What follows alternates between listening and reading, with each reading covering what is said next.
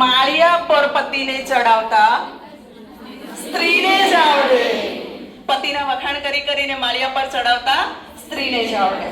પછી ખોટી ખોટી વોમિટ થાય છે એવું એક્શન કરી અને ટ્રેનમાં સીટ લેતા તો ગરીબડું મોઢું કરી, બિચારું મોઢું કરી એક્ટિવા પર બેસી આમ તેમ જોઈ અને કીક મારવા માટે ભાઈઓને બોલાવતા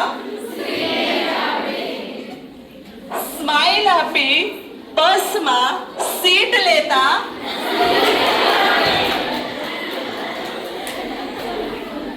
કોઈ દુકાનમાં શોપિંગ કરવા જઈએ અને ડ્રેસ લઈએ ત્યારે દુકાનવાળાને એવું કહીએ કે ભાઈ અમે તો બધા ડ્રેસ તમારે ત્યાંથી જ લઈએ છીએ એવું કહેતા તો સ્ત્રીઓને જ આવડે.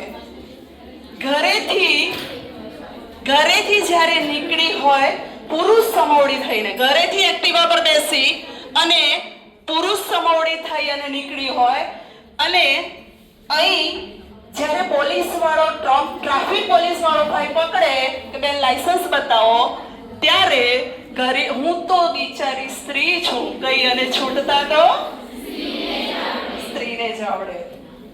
18 કલાક પુરુષો કામ કરે અને ખૂબ સરસ ઘર સંભાળે, ઘણા બધા રૂપિયા કમાય ત્યારે જસ લેતા તો સ્ત્રીને જ આવડે કે મારા ભાગ્ય આવે આ પગમાં પડે, હું આ ઘરમાં આવી અને મારા ભાગ્યથી તમારો દિવસ વળ્યો એવું કહેતા તો સ્ત્રીને જ આવડે.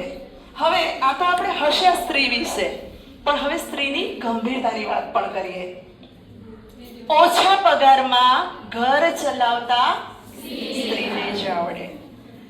4 ડિગ્રી તાવ હોય દીકરાનો, પોતાને હોય 4 ડિગ્રી પોતાને તાવ હોય, હળહળતી હોય, બીમાર હોય, છતાં દીકરાનું ટિફિન અને પતિનું ટિફિન કરતા તો સ્ત્રીને જ આવડે. લગ્ન કરી ઉંબળો ઓળગે છે ત્યારે પારકાને પોતાના કરતા તો સ્ત્રીને જ આવડે. નોકરી કરી શકે એવી લાયકાત હોય છતાં ઘરમાં નોકરાણી થઈને રહે એ તો સ્ત્રીને જ આવડે.